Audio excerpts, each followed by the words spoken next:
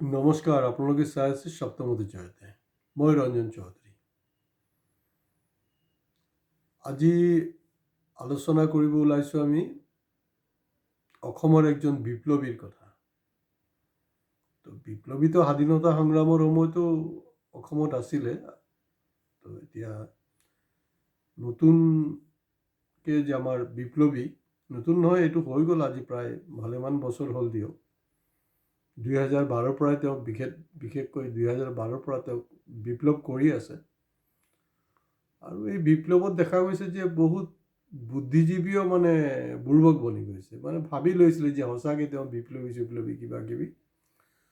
তো বুদ্ধিজীৱীকো যে কেতিয়াবা বুদ্ধিভ্ৰষ্ট হৈ যায়, সেইটো কিন্তু তেখেতে প্ৰমাণ কৰি দিলে।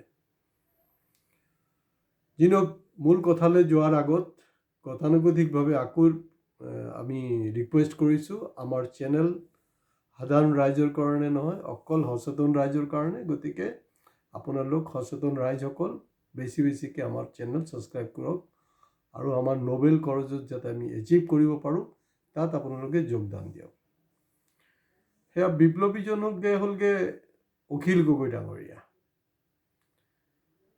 ইয়াত 2024 শেষ মুহূৰ্তত আমি ষ্টাৰ্ট কৰিছোঁ, কাৰণ আমি এই উপনিৰ্বাচনটো অলপ চাই আছিলোঁ, এই বিপ্লৱী অখিল গগৈৰ মানে ভূমিকাটো। সেইটো লৈ মানে বহু গণ্য মান্য ব্যক্তিয়ে কৈছিলে, নাই, ইলেকশ্যনৰ ৰিজাল্ট ওলাই যোৱাৰ পিছতে আপুনি অখিলৰ ওপৰত কিবা এপিছ'ড কৰিলে ভাল। এই মুহূৰ্তত মানে সেইটো ইলেকশ্যন ৰিজাল্টত ডেমেজ হ'ব পাৰে। তো আমি যোনটো চাই আছিলোঁ, একচুৱেলি ডেমেজ হ'বলৈ একোৱেই নাছিলে। যি হৈছে এইটো হ'বলেই আছিলে, মোৰ লেছ অলপ ইফাল সিফাল আৰু হ'বলেই আছিলে। তো যি নহওক, তেওঁলোকৰ প্ৰতি সন্মান জনাই আমি কোনো ধৰণৰ এপিছ'ড কৰা নাই। 23 তাৰিখলৈকে বাট চাবলৈ কৈছিলে, তো স্বাভাৱিকতে মই তেওঁলোকক সন্মান জনাই বাট চাইছিলোঁ। অখিল গগৈৰ প্ৰথম বিপ্লৱটো ষ্টাৰ্ট হৈছে গোলাঘাট জিলাত। অলপ খবৰ লওকচোন, মই তাত যে ষ্টাৰ্ট কেনেকৈ হ'ল। আৰু সেই অঞ্চলত এতিয়া অখিল গগৈ বিচাৰি পোৱা নাই মানুহে। তাৰ দুখীয়া মানুহে কিন্তু বিচাৰি পোৱা নাই। তেওঁৰ উৎপত্তি তাতে, আৰু তেওঁৰ এটা অদ্ভুত প্ৰেক্টিছ আছে। তেতিয়াৰ পৰা আমি লক্ষ্য কৰিছোঁ যে তেওঁ মানে খালি প্ৰব্লেম বিচাৰি থাকে, ক'ত কিবা প্ৰব্লেম হৈছে নেকি, বাছ তাত গৈ জঁপিয়াই পৰিব, একদম বিপ্লৱ। এইটো বৃহৎ নদী বান্ধেই হওক, যিয়েই হওক বাৰু, একদম জঁপিয়াই পৰিব তেখেতে। তাৰপিছত কিন্তু অলপ সময়ৰ পিছতে তেওঁ তাৰ পৰা ফালৰি কাটি বেলেগ আৰু এটা ইছ্যু বিচাৰি থাকিব। এইটো হ'লগৈ তেওঁৰ পলিটিক্স, একদম ডে ওৱানৰ পৰা। এইটোৱে তেওঁলোকৰ ৰাজনীতি, বেলেগ আৰু কোনো ৰাজনীতি নাই। হিমন্ত বিশ্ব শৰ্মা ডাঙৰীয়া বা তেওঁৰ পত্নী ৰিণিকী ভূঞা, তেওঁৰ সম্পত্তি লৈ আলোচনা হয়। অখিল গগৈৰ সম্পত্তি লৈ অলপ আলোচনা হোৱাটো দৰকাৰ। অলপ চেক কৰিবচোন বাৰু, তেওঁ গোটেই যে ব্যৱস্থাপনাটো কি কি কৰি আছে, কি নাই কৰা, গোটেই খবৰ লওকচোন বাৰু। আৰু অসমীয়া মানুহ সাধাৰণতে অলপ আৱেগিক হয়। এইটো এটা হ'লগৈ অসমীয়া মানুহৰ এটা ডাঙৰ দুৰ্বলতা। মানে কোনোবা অসমীয়া নেতাই যদি অলপ বিপ্লৱী কথা বতৰা পাতে, অলপ উত্তেজিত কথা পাতে, সেয়া অসম আন্দোলনৰ বাংলাদেশী খেদাই হওক বা যিকোনো ইছ্যুই হওক, একদম চব সেইফালে গৈ থাকে। কিন্তু সেইটো সেই অসম আন্দোলনৰ পৰা আৰম্ভ কৰি অখিল গগৈলৈকে দেখা গৈছে যে একচুৱেলি সেই নেতাসকলে আমাক বুৰ্বক বনায়, আৰু আমি বুৰ্বক বনো।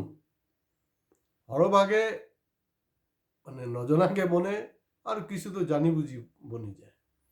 তো অখিল গগৈৰ এটা এই গোটেই তেওঁৰ যে কাৰবাৰবিলাকৰ ওপৰত এটা পোষ্টমৰ্টম আমি কৰিব বিচাৰি আছোঁ। গতিকে ইয়াৰ পিছত আৰু কেইবাটা আমি এপিছ'ড কৰিম, আৰু আমি মানে এইটো চেলেঞ্জ হিচাপে লৈছোঁ, কাৰণ আমি এই 23 তাৰিখলৈকে বাট চাই আছিলোঁ। ইয়াৰ আগতো যথেষ্ট ক'ব লগা আছিলে, কিন্তু বিভিন্ন সময়ত ধৰি লওক মই ছ'চিয়েল মিডিয়াত মই কিবা কমেণ্টছ দিছোঁ, ডাইৰেক্ট কোৱা নাই। অখিল গগৈ সম্পৰ্কে অখিল গগৈ যেতিয়া এক্সপ'জ কৰা হয়, তেতিয়া দেখা গৈছে যে অখিল গগৈৰ যিবিলাক ভক্ত, ভক্তবিলাক ঠিক বিজেপিৰ ভক্তৰ দৰে একদম জাঙুৰ খাই উঠে। কিন্তু মই যেতিয়া বিজেপিক ক্ৰিটিচাইজ কৰোঁ, কংগ্ৰেছক ক্ৰিটিচাইজ কৰোঁ, এজিপিক ক্ৰিটিচাইজ কৰোঁ, তেতিয়া তেওঁলোকে নীৰৱ দৰ্শক, কোনো ৰিয়েকশ্যনে নাই। কিন্তু অখিলক কিবা এটা কোৱাৰ লগে লগে মানে জাঙুৰ খাই উঠে। যদি ছ'চিয়েল মিডিয়া মোৰ পষ্টবিলাক ফ'ল' কৰে তাত আপোনালোকে লক্ষ্য কৰিব। অখিল গগৈ তাত নাই। শিৱসাগৰত সমস্যা হ'ল, তেওঁ শিৱসাগৰৰ মাননীয় বিধায়ক। অসমীয়া অসমীয়াৰ কিবা এটা জেং হ'ল। গোটেই আন্দোলনটো শৃংখল চলিহাৰ নেতৃত্বত কেইবাটা সংগঠন মিলি তাত আন্দোলন কৰিলে। তাত কিন্তু অখিল গগৈ নাই। একজন স্থানীয় বিধায়ক হিচাপে তেখেতৰতো তাতে দায়িত্ব নহয়, তাত সি কিবা এটা সমস্যা হৈছে সেইটোক সমাধান কৰা। আৰু তাতকৈ ডাঙৰ কথা হ'ল যে অসমীয়া বা অনা অসমীয়া যিবিলাক বেপাৰী আছে, বেপাৰীবিলাকে শ্ৰমিকৰ ওপৰত জুলুম কেনেকৈ কৰিব পাৰে। যদি তাৰ যিজন বিধায়কজন যদি শক্তিশালী হয়, বিধায়কজন যদি কনচাৰ্ণ হয় তাৰ এই অঞ্চলৰ ৰাইজক লৈ, তেতিয়াহ'লেতো কোনো ব্যৱসায়ৰ হিম্মত নাই। কৰ্পৰেট আপুনি বাদেই দিয়ক, কোনো ব্যৱসায়ৰ হিম্মত নাই তাত তাৰ ওপৰত জুলুম কৰা। কিন্তু জুলুম কৰা হৈছে। যোনটো আন্দোলন অখিল গগৈৰ নেতৃত্বত হ'ব লাগিছিলে, সেই আন্দোলনটো কিন্তু শৃংখল চালিয়া কৰিলে। নাজানো এতিয়া কি পৰ্যায়ত আছে, তো এইটো সময়ে ক'ব। কিন্তু তাত পৌৰসভাৰ যিবিলাক সমস্যা, মানে যিবিলাক চাফাই কৰ্মচাৰী, তাহাঁতৰ যোনটো সমস্যাক লৈ যেতিয়া তাত আন্দোলন হ'ল, একমাত্ৰ কিন্তু শৃংখল চলিহা তাহাঁতৰ কাষত আহি সহযোগ কৰিলে। আৰু অখিল গগৈ কিন্তু নিৰুদ্দেশ। আৰু এই বস্তুটো যেতিয়া এক্সপ'জ কৰা হ'ল, তেতিয়া তেখেতে আমাৰ ওপৰত বেয়া পাই আছে। কাৰণ অখিল গগৈ এনেকুৱা একজন মানে ব্যক্তি, মানে পৃথিৱীৰ চব ভুল তেখেতে কাৰেক্ট আৰু তেখেতে শুদ্ধ কথা পাই থাকে। তেওঁতো একজন TRP লিডাৰ হয়। তেখেতকতো জবৰদস্তি কিছুমান বুদ্ধিজীৱীয়ে ভুলবশতঃ আৰু টিভি চেনেলে তেখেতে 2012ৰ পৰা তেখেতক লিডাৰ বনাইছে।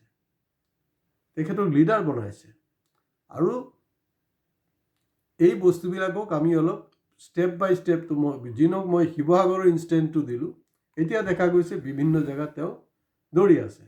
আৰু তাতকৈ আৰু ডাঙৰ কথাটো হ'ল যে ঐতিহাসিক যোনটো কৃষক আন্দোলন, অৰ্থাৎ দেশ স্বাধীন হোৱাৰ পিছত, ভাৰতবৰ্ষ স্বাধীন হোৱাৰ পিছত প্ৰথমবাৰ কিবা যদি ডাঙৰ আন্দোলন হৈছে, এয়া হ'লগৈ কৃষক আন্দোলন।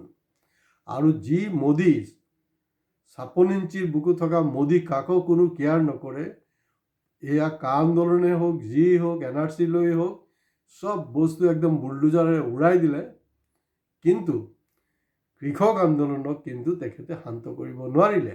আৰু নৰেন্দ্ৰ মোদী প্ৰথমবাৰৰ বাবে প্ৰধানমন্ত্ৰী হোৱাৰ পিছত কৃষকৰ ওচৰত নত স্বীকাৰ কৰিলে। আৰু তেওঁলোকৰ কৃষক যোনটো আইন আনিছিলে, এই কৃষি আইনটো তেওঁ উঠাবলৈ বাধ্য হ'ল। আৰু সেই যে তেওঁ অখিল গগৈৰ সংগঠনৰ নামেই হ'লগৈ কৃষক মুক্তি সংগ্ৰাম সমিতি। আপোনালোকে মনত পেলাওকচোন বাৰু, যেতিয়া গোটেই ভাৰতবৰ্ষত কৃষক আন্দোলন হৈছিলে, তেতিয়া অসম কৃষক মুক্তি সংগ্ৰাম সমিতিৰ কোনো ভূমিকা চকুত পৰিছেনে? সেই সময়ত অকল নিউজ পেপাৰবিলাক অলপ চালি জাৰি চাওকচোন বাৰু, বা গুগলত চেক কৰকচোন বাৰু, যে তাত আপোনালোকে কিবা কাৰণ নিয়মততো যদি পাঞ্জাৱ, হৰিয়ানা, বেলেগ ষ্টেটবিলাকত যদি ডাঙৰ কৃষক আন্দোলন হৈছে, নেক্সট যদি কোনো কৃষক আন্দোলন হ'ব লগা আছিলে, পেৰেলালি সেইটোৰ সমৰ্থনত অসমত হ'ব লাগিছিলে। অসমত কি কৃষকৰ সমস্যা নাই নেকি?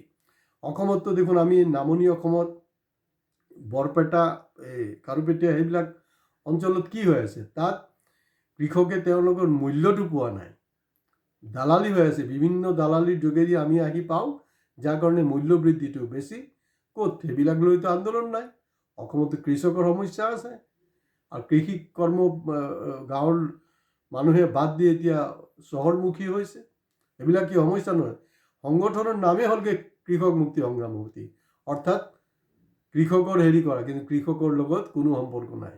তেওঁলোকৰ যোনটো চিন যোনটো এতিয়া বনাইছে ৰাইজৰ দল বুলি, ৰাইজৰ দলনো কি? ৰাইজৰ দলটো হ'লগৈ এই কেজৰিৱাল খোলা নাই জানো, আম আদমি পাৰ্টি।